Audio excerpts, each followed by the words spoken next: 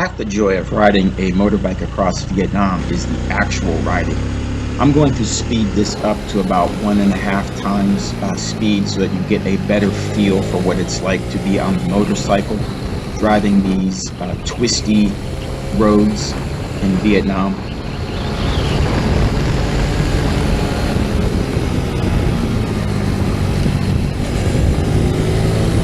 This is just so much fun, and it's a real part of the joy of this trip. As you can see, there is not much traffic. This is the road from Dalat to Vung Tau. It's one of the many country roads scattered throughout Vietnam, and I found that these roads were the most fun. There wasn't as much traffic.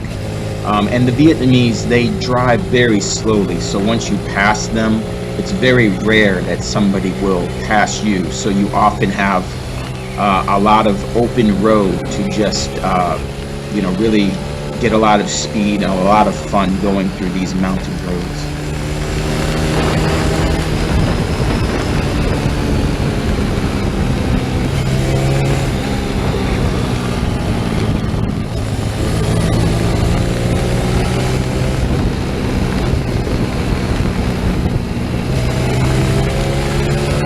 If someday you take a trip across Vietnam by motorbike, I would recommend that you get the largest engine that they offer. I was often maxed out on this 110cc Honda Blade.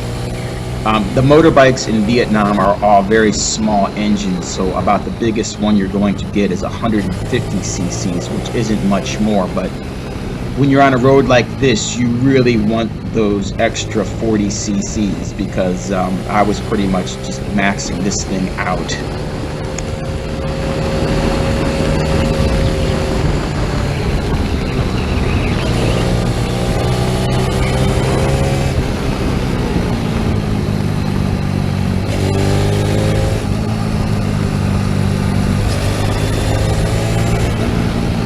See, this is much different than those crowded northern Vietnamese roads. If I do a trip like this again, I would definitely stay in the south and try to find roads like this with a bigger motorcycle.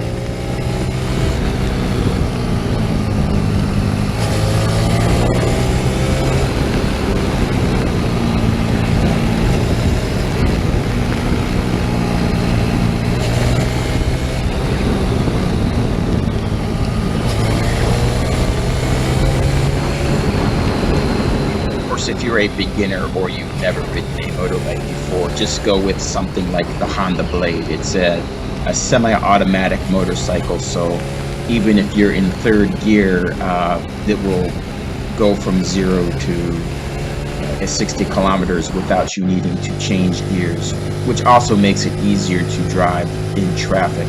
I'd also recommend that you bring a lot of sunscreen or a wind jacket and some leather gloves to keep your skin covered because the sun just beats down on you all day and you will get burnt or very, very tan.